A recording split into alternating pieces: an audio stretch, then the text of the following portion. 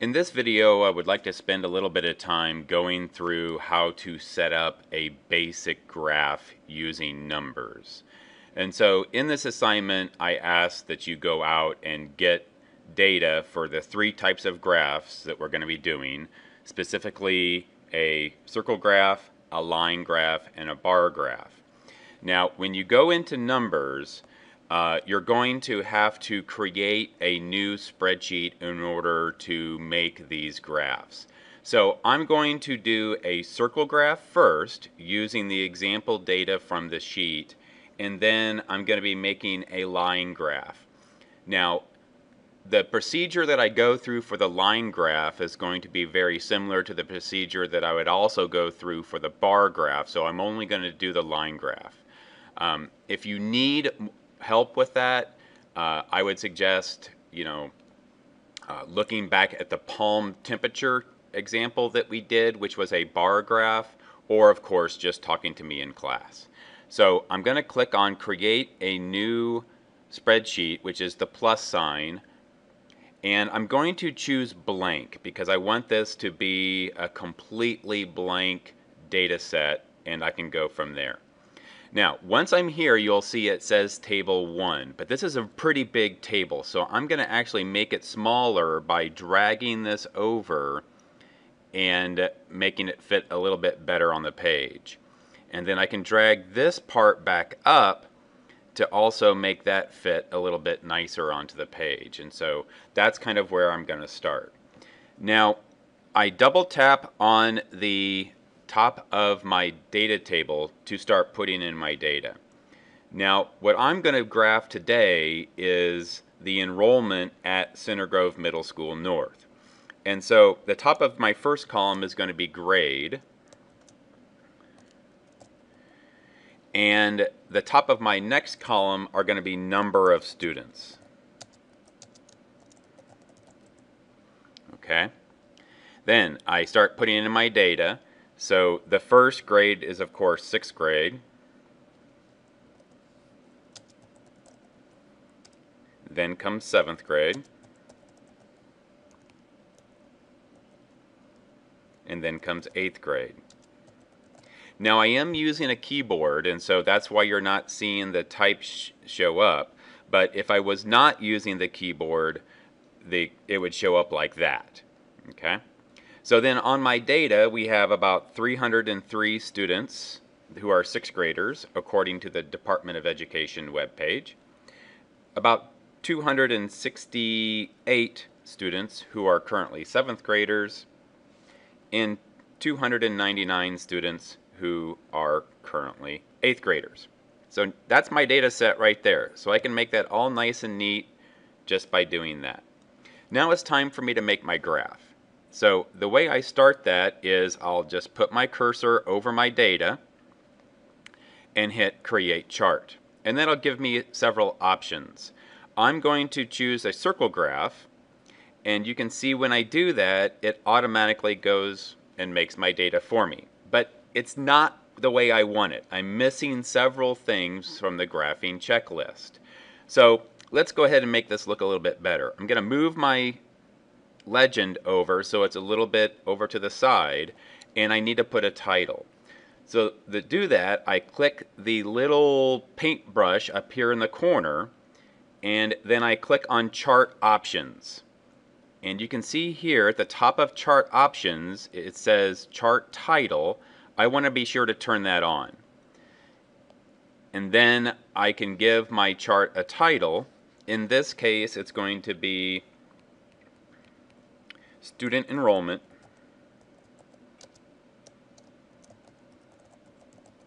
by Grade. Okay? And then I'm basically done. I can add some more things like include my data labels within my chart and other things, but I'm trying to keep this video very simple. So you can certainly explore those things from the paintbrush mode, and again, you can see different colors and things like that. But again, I'm trying to keep this very simple. So basically, I have everything that I need. I have a title, I have my data embedded into the graph, and I have a legend so I know what each of the different colors and grade levels represent on this graph. Okay. Now, I'm ready to include another data set because I want to make a line graph now that I've finished my pie chart. I want to make a line graph. And so to do that, I click on the little plus sign and I want to include another table. So I'm just going to pick the first one because it's the first one and it works great. So now I have my second data table and I'm ready to go ahead and start putting in my data for this one. For this one, I'm going to graph something that would be a good line graph. And in that case, it's going to be data that both variables are quantitative or both variables are numbers. So a good example of that would be anything that is over time. And the weather has been kind of wacky lately, and so I'm going to graph the high temperatures. So I'm going to put days of the week. And my other variable then is going to be temperature. In this case, I'm going to use Fahrenheit. Now, I know, it should be Celsius, but I pulled the data right from, Weather Channel, and I really was kind of lazy, and so I didn't want to go ahead and convert that into Celsius. So please apologize for that. So Sunday, Monday, Tuesday, Wednesday, Wednesday, Thursday, Friday, and Saturday. Now there might be a way, like in Excel, where you can, quickly do that, but I haven't figured it out yet. So yeah, if you figure that out, let me know. So 95, 94, 90, these are of course high temperatures. 85, 64, 89, and 94. Okay, so now I have all my data into my data table. I can get rid of those last two columns, move that up, make it all nice. I could center it if I wanted to, move it up on the page a little bit to get it so I can see both the data sets at the same time. And then again, I want to select my data. And so I select my data, create chart. In this case, I'm picking a line graph. So I'm still not done. Okay, I need to make several edits to this. So again, I'm going to start going through my graphing checklist in order to make edits. So the first thing I want to do is go to my chart options and turn on that title. That's one of the most important things. Because I just have one variable, I'm going to actually turn off the legend or the key. I don't need that for this graph. Okay?